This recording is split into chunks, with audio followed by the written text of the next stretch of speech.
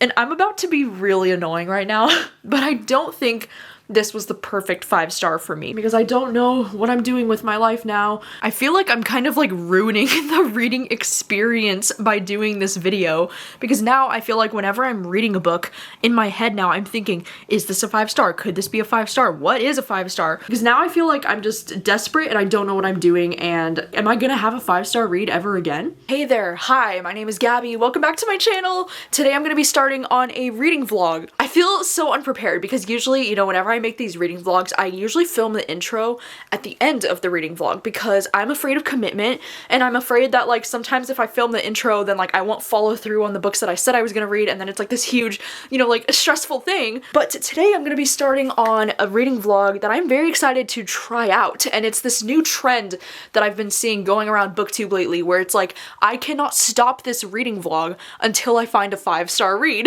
I recently saw my friend Meg over from Meg with Books. She recently just did this video, so I'll have hers linked down below, but I'm sure there are so many others right now doing this video on YouTube, and I just think it's such a fun and interesting concept because it's like you don't know how long this reading vlog is going to last, you know, like is the first book that I read gonna be 5 stars, or am I gonna be reading books for like 2 weeks trying to find 5-star, you know? I just thought it would be a fun little experiment, you know, because it's not that I'm like super picky with my ratings, because I don't think that I'm that picky, but also I don't give out 5 stars like super easily, you know, like it takes a lot for a book to impress me, and it takes a lot for me to want to give a book 5 stars. So you might be wondering, do I have a TBR planned for this video then if I'm just trying to find a 5-star? And like, yes, kind of. So I do have a few books, you know, picked out this month that are books that I am wanting to read because they are currently on my TBR for this month anyways, and because I feel like these could be a 5-star for me. Like, for example,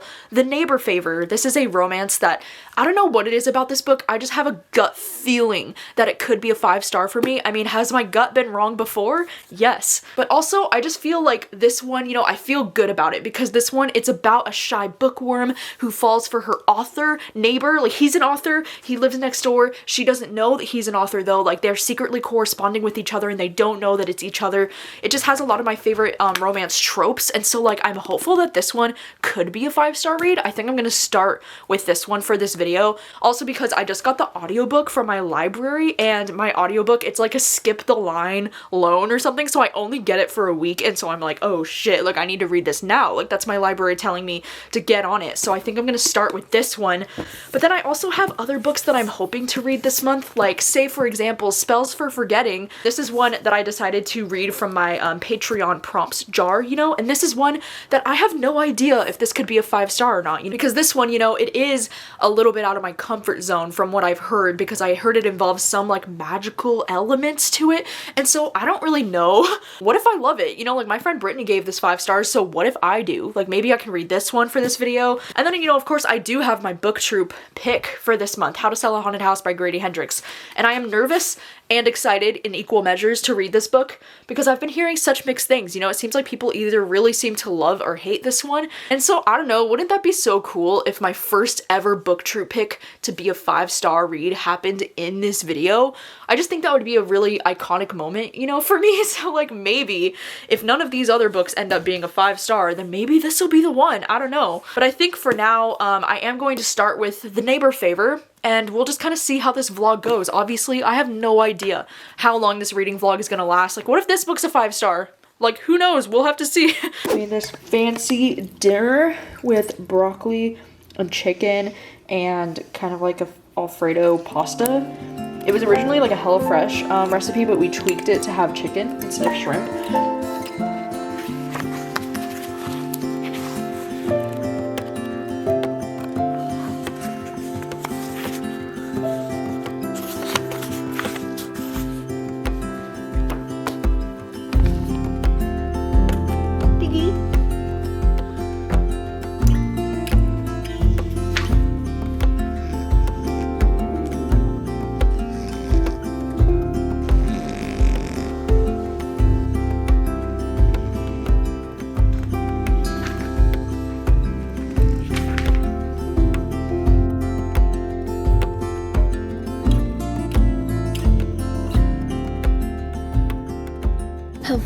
how's it going? What's up? It's the next morning and I wanted to update because I've been reading The Neighbor Favor. Last night we ended up watching the next 3 episodes of Daisy Jones and the Six, and it was so much fun because that show is just so good so far. Like, I'm really enjoying it. The Neighbor Favor, I am about 80 pages into this book so far, and so far I'm feeling really good about this.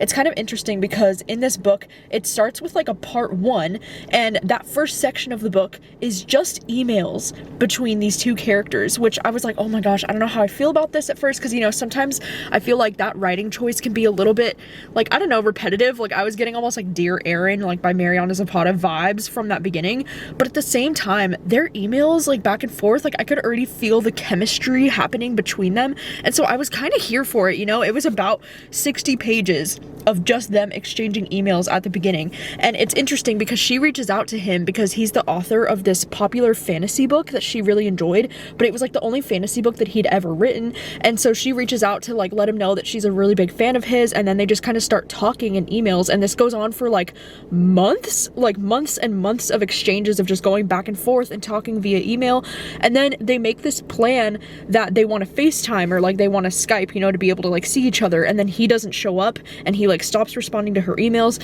and then she's like, what the heck, are you okay? And then he's like, I'm so sorry, I'm not who you thought I was, and like I can't continue like this, whatever. And then the email gets completely disconnected, and like she just has no way to reach him anymore. And now we're jumping into part 2 of the book, which is only about, you know, 80 pages in, and now it's been like a couple of months later. We're following our protagonist Lily, and her sister is getting married, and her sister is like dead set on the fact that she needs to bring a date to this wedding.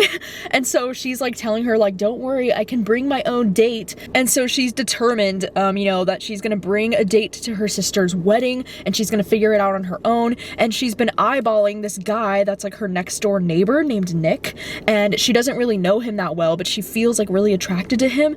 And little does she know that this man is the author that she's been corresponding with. None of that is spoilery, by the way. I know it sounds like I'm diving into spoilers, but all of this is mentioned on the blurb of the book, and I'm only like 80 pages in, so I don't think any of that is spoilery. But so far, I don't know, I'm really enjoying it. Like, I felt so much chemistry between them in their emails, like just in the emails, and so I'm really curious and excited to see where this can go. I'm also just already finding Lily to be such a relatable protagonist, and I love the way that she talks about books, and like the relationship that she has with her sister is also really cute. And I don't know, so far I'm just really digging it, and I have fucking high hopes that maybe, just maybe, this could be a 5-star book. Like, can you imagine I just kick off this vlog with a 5-star book? Anyways, it's about 12:30 in the afternoon, and I'm about to head off to the library because I had a hold that's ready to pick up, and I have some stuff that I'm gonna drop off. And then I decided after the library, I think I'm just gonna like hang out in like the park, or like just hang out somewhere. I might stay in the car though because it's kind of raining a bit today, so I don't want to get like soaking wet, but I just want to get out of the apartment. I decided to make iced coffee at the apartment because I was like, oh, I can just go somewhere and pick up iced coffee, but I'm like, oh my god, I need to stop doing that. I've been spending so much money on freaking iced coffee lately, and I'm like, I can make it at home, okay? I will. But anyways, I'm hoping to listen to this audiobook quite a bit today and hopefully get more of this book done. I'm really enjoying it so far.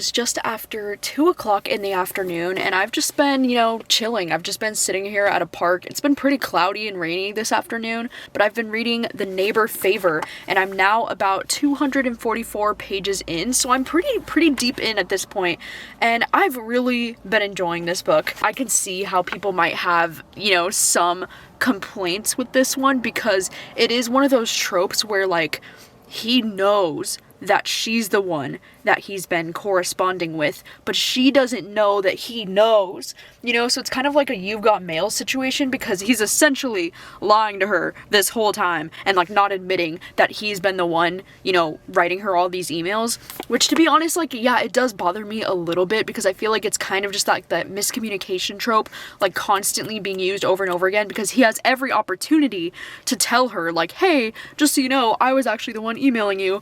But at the same time, like, I don't know, I just really love their chemistry. I love the way that they are both, you know, really big book lovers, and they're always talking about books, even though they're both really big fantasy readers, and I'm not really a fantasy reader, so, like, I'm not really totally familiar with, like, some of the books that they're talking about, but I've heard of them, you know, because they mention, like, the Poppy War, they mention Riot Baby, and then they also mention This Is How You Lose the Time War. There's, like, really cute scenes of them, like, shopping at the Strand in New York.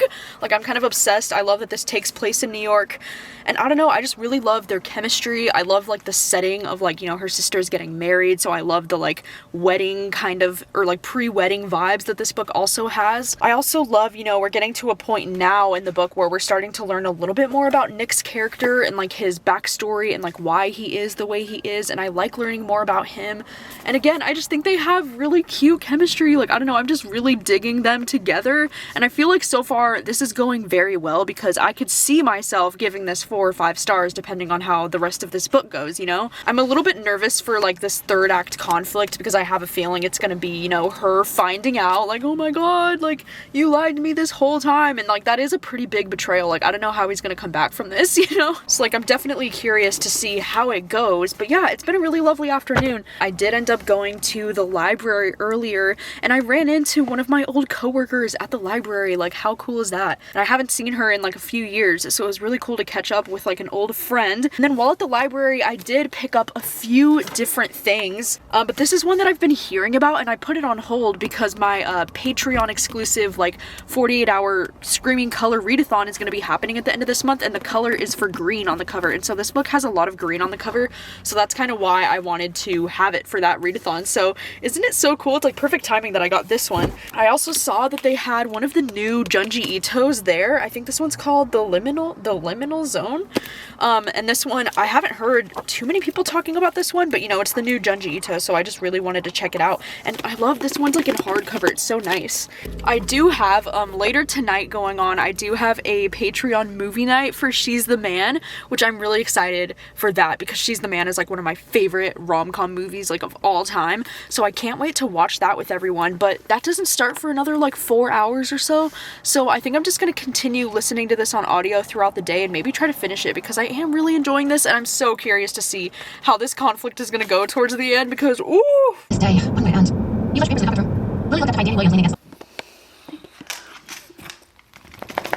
Hello, hi, it's about 10:30 at night, and I haven't been vlogging anything for the rest of the afternoon because my camera battery died, and so I've been charging it for a few hours. But just to recap you, me and my sister did end up going on a walk. It was very lovely, but it got really cold. Like, it was honestly a little bit too cold today to be walking around outside. And then shortly after that, we had our, you know, Patreon movie night for She's the Man, but it ended up being a little bit of a disaster because I didn't realize that She's the Man is not actually on Netflix, and I am an idiot.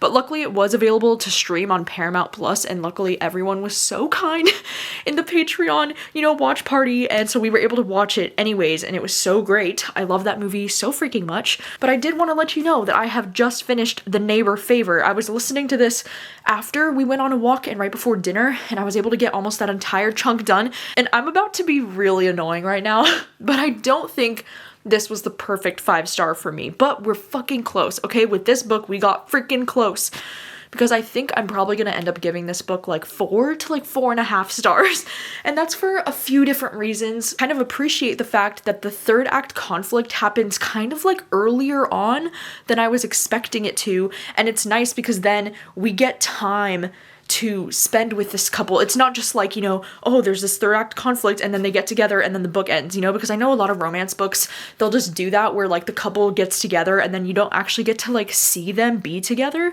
And so I know that a lot of readers would probably really enjoy that. But for me, I don't know, I feel like it made this book feel a little bit too long. It kind of made this book feel like it was like 50 pages longer than it needed to be. I don't know if that would be like an unpopular opinion among other romance readers who would maybe enjoy that, but for me, it just felt like it was dragging on a little bit at the end. If I'm being honest, when I went into this book and, you know, the premise was saying that, oh, these two were actually corresponding with each other and they didn't know that it was each other that they were corresponding with to begin with, like, I do love that trope. Like, that's one of my favorite tropes. But the issue that I had with this is the fact that he figures out right away that she was the one that he was talking to in the emails, and the fact that he keeps it from her for a very long time and then doesn't tell her. It is very You Got Mail, you know, because he knows, but he doesn't tell her for a long time. And I don't know, it just kind of rubbed me the wrong way a little bit, because like some of the conversations they would have, I would just be like, dude,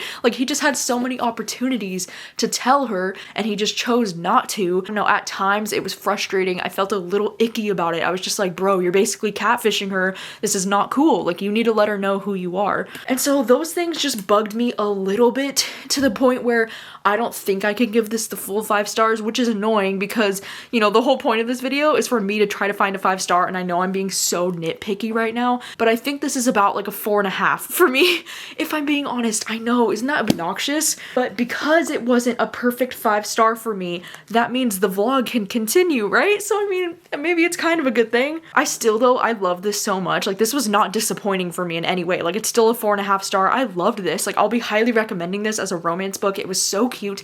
The chemistry between these characters was like leaping off the page. Like, it was literally so cute. And I especially love romance books where we follow characters who are writers or like book lovers.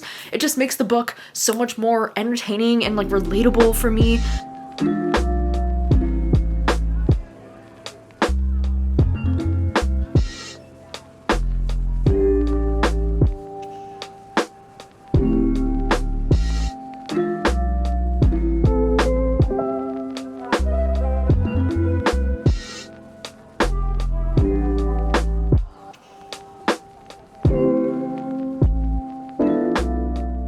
Hi, good afternoon, good morning. It's like 1:30 in the afternoon, but I did want to update you because I have started on spells for forgetting. I just decided to drive down to Bellingham this morning because I wanted to get an acai bowl. I just ate it by the water, and then I have a few like errands and things that I need to do while I'm down here, so I just thought, you know, I'd be getting a head start on this audiobook and just getting things done at the same time. It's great. So far, this audiobook is interesting. It is a little bit outside of my comfort zone, you know, because there is some like, you know, spells and like some magical realism type of feel to this story, but it's interesting because we're following this island. I think it's called like Sorsha Island or something like that.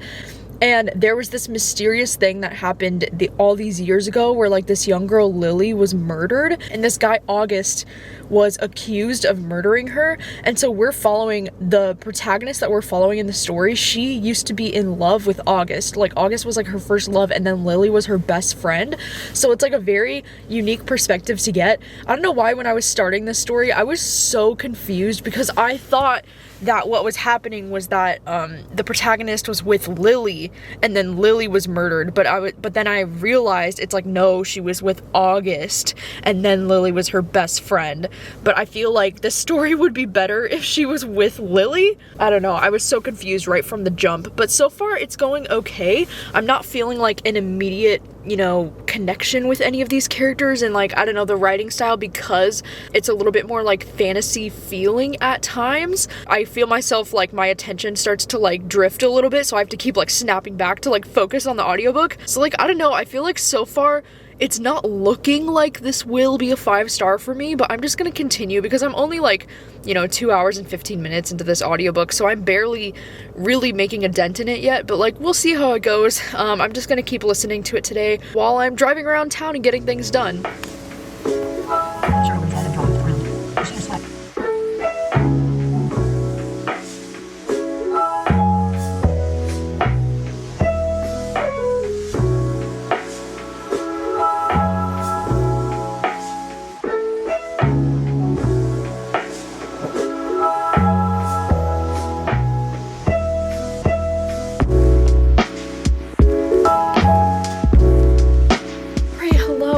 is much later in the afternoon. It's like 4:30. I was able to get so much done this afternoon. Like I was just, you know, doing a bunch of errands. I was able to go to Costco, even though I hate going to Costco. And also, I was at Barnes & Noble, you know, earlier because I was getting, okay, I wasn't going to Barnes & Noble for myself, okay? I was going because I wanted to get a gift card for my friend because I'm going to her birthday dinner tonight. While I was there, I noticed that they had a manga sale happening. They had a buy one, get one 50% off manga sale happening. And so I ended up picking up some manga. I ended up getting My Summer of You. This is the first volume, and this is one that I've had my eye on for quite some time. I've just been wanting to check it out. It's this romance between these two boys. It just looks and sounds super cute, so I decided to grab this one. And then, oh my gosh, can you believe what I found there? This is Orange, and it's volume 7. It's To You, Dear One. And I looked it up on Goodreads because I was like, what the fuck is this?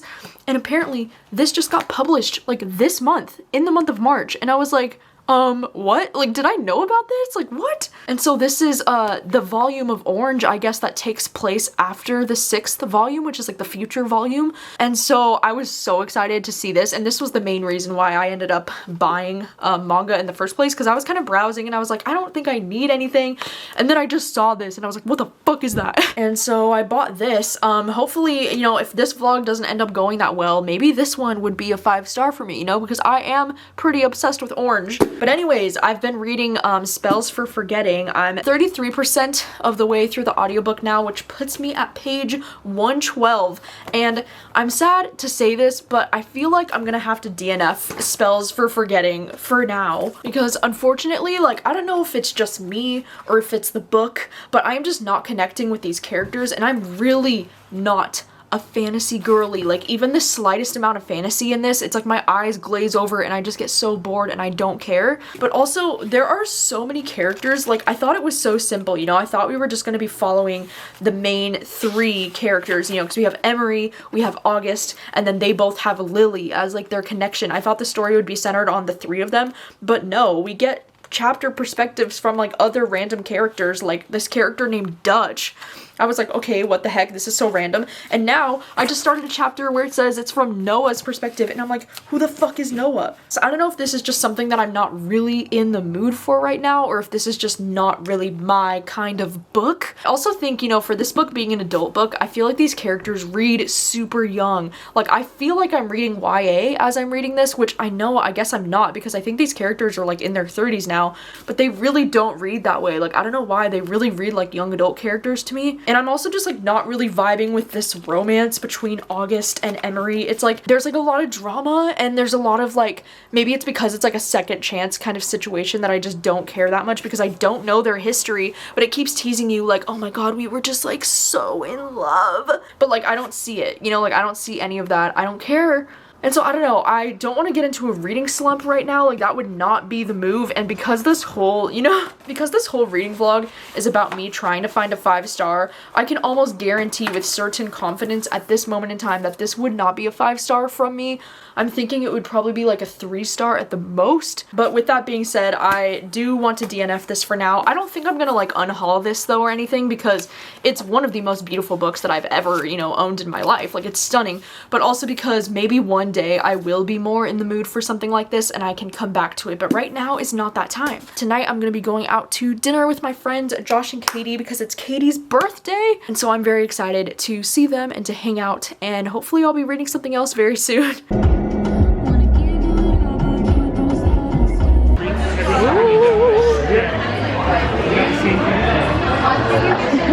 Oh wait, you got sweet potatoes. I did. Let's go. Happy birthday to you. Happy birthday to you.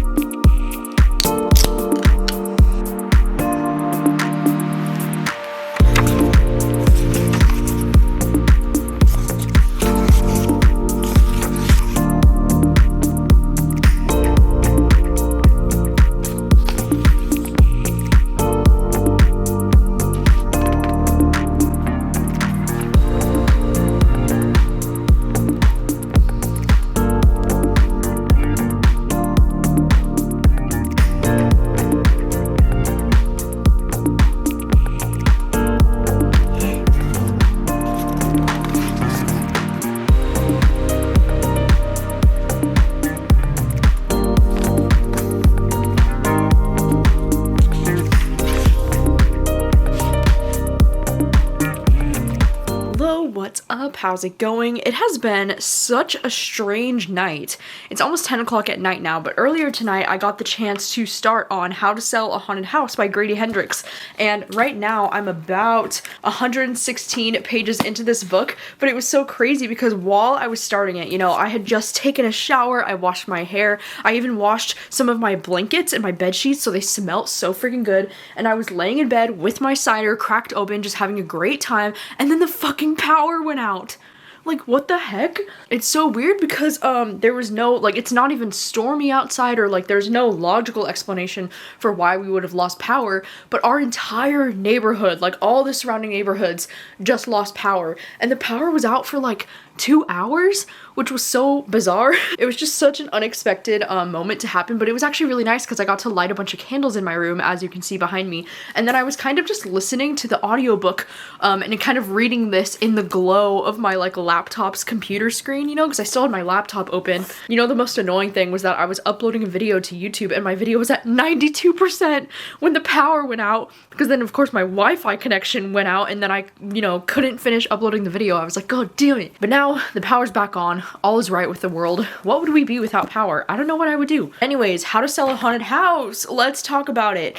As mentioned, you know, I'm about 116 pages in now, and this story, we're just following this protagonist named Louise, and she is dealing with the fact that her parents have recently died, and so her and her brother, Mark, are, you know, like, she goes back out to where they live in this house, and this house is like kind of questionable, you know, because her mom had all of these like really creepy like puppets and like clowns, and just like she collected a lot of different things, and so their house is like very cluttered. She's kind of having to deal with her total asshole of a brother as they kind of argue over the will and kind of argue over like who gets what and all that shit.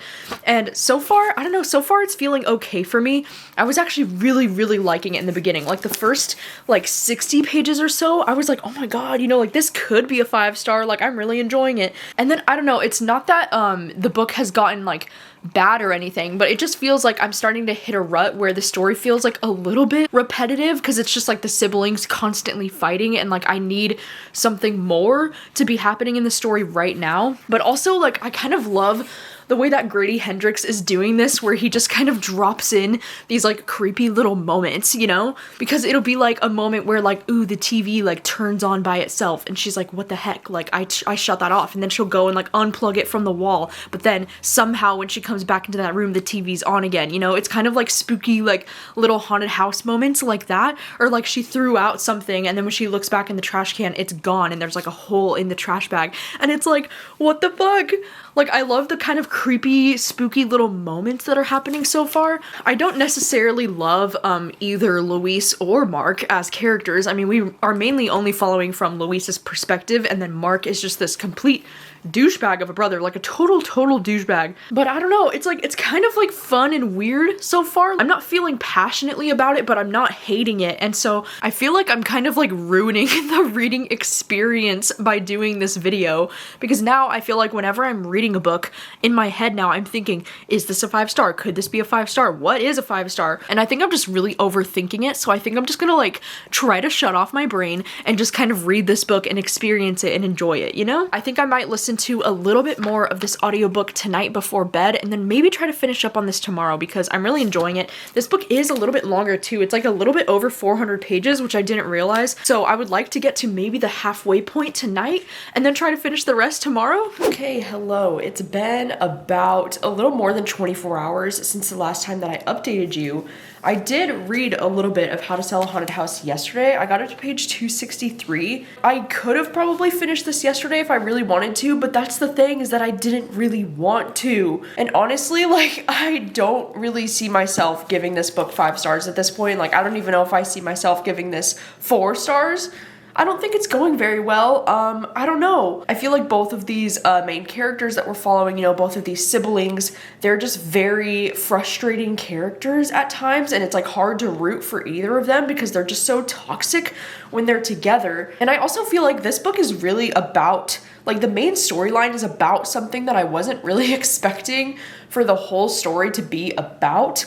I thought it was gonna be more about like this haunted house, which like it is, but like there's some aspects to this haunted house that I wasn't really expecting, and I feel like it's a very specific horror trope that's only gonna work for so many people, and I just don't know if it's working for me. Oftentimes I'm finding myself to be a little bit more like, oh, that's really cheesy, instead of like really creepy, which is, I don't know if that's the intention or not, you know, because it is Grady Hendrix. So like, I don't really know if this is supposed to read like satire or not. But you know, with all that being said, I'm still finishing this, obviously, because it's my, you know, my book troop pick, my book club pick for the month of March. So I will be finishing it. But for the sake of this vlog, you know, I don't know. I don't think this could or will be 5 stars, but I am going to finish it and I'll let you know my thoughts once I'm done.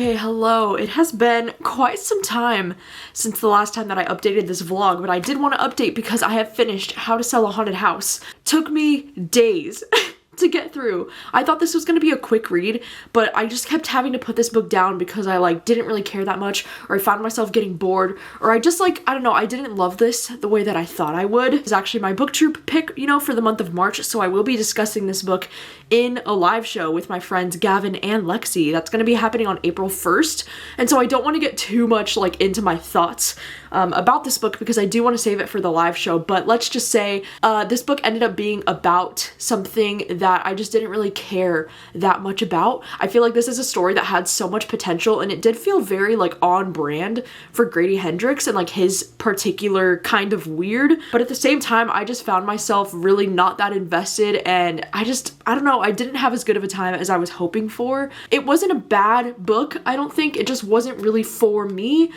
And so this definitely was not a 5 star, and so this vlog will continue because I don't know what I'm doing with my life now. Recently, my library just came through because I was able to get my hands on Blood on the Tracks. This is volume 10 and volume 11, like I've been waiting on these. And the last Blood on the Tracks that I read, volume 9, was a 5 star for me, so I'm thinking, holy shit, what if one of these could be a 5 star for me? Because now I feel like I'm just desperate and I don't know what I'm doing, and like, am I gonna have a 5 star read ever again? That is the question. I know I'm being dramatic. It's not that I expected this to be 5 stars.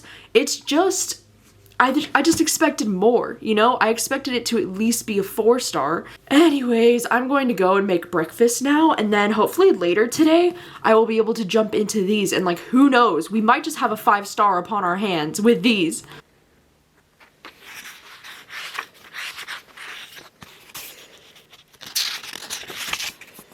Okay, hello. It is much later in the night. It's about 11:30 at night right now, and I originally wanted to read both of these books a little bit earlier today, but I just had a really busy day, like YouTube-wise. I ended up filming 2 different videos today, and I edited 2 videos, and I had just so much like laptop work and like things going on today that I didn't get around to reading it until right now while I was in bed.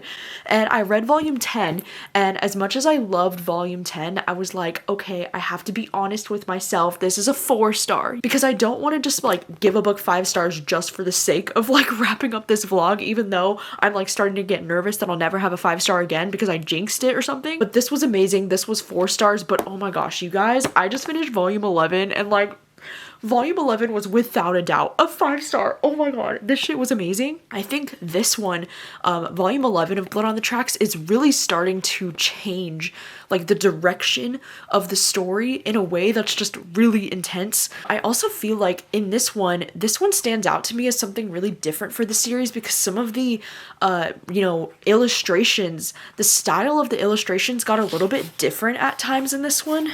Like the expressions in this one, some of these are just like really creepy. Like, I don't know. This author is obviously really good at, you know, making these characters express so much emotions, like just with their facial expressions and stuff. But there was a few moments throughout volume 11 that were actually really creepy. Like the drawings just got very like distorted kind of, and it was almost like you couldn't tell if the main character was like sane or not because the drawings got really weird and distorted and creepy. And I don't know, I freaking loved it. Like I was reading this obviously like right now late late at night in bed, and some of the imagery was like freaking me out. I was like, what the fuck is this? But like in the best way. Like I am just absolutely obsessed with Blood on the Tracks. I think volumes 9 and then volume 11 is my 2 favorites that I've read so far in the series, and all I have left is to read volume 12, and then I'm gonna be completely caught up.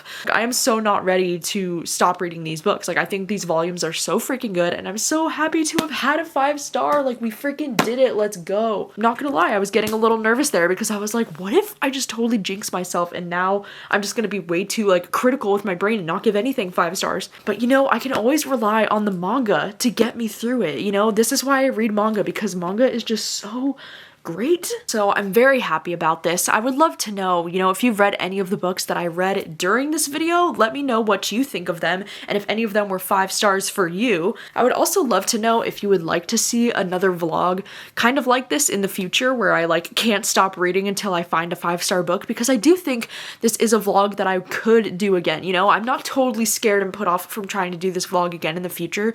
So let me know if that's something that you would like to see from me in the future, because I'm definitely open to the idea of it. I also think it might be fun just to do a reading vlog in the future that's like reading my 5-star predictions, so like only reading books in the vlog that I think I'm gonna give 5 stars, because it's kind of what I was doing this time, but it was like more of a challenge because for this video it's like I cannot stop reading until I get a 5-star read, whereas maybe in a video like that I can just read like 4 or 5 books that I think I'm gonna give 5 stars and we kind of see how that goes. I don't really know, but I'd love to know your thoughts on anything you'd like to see from me like this in the future, and thank you so much for watching as always, and I will see you very soon with another video. Bye!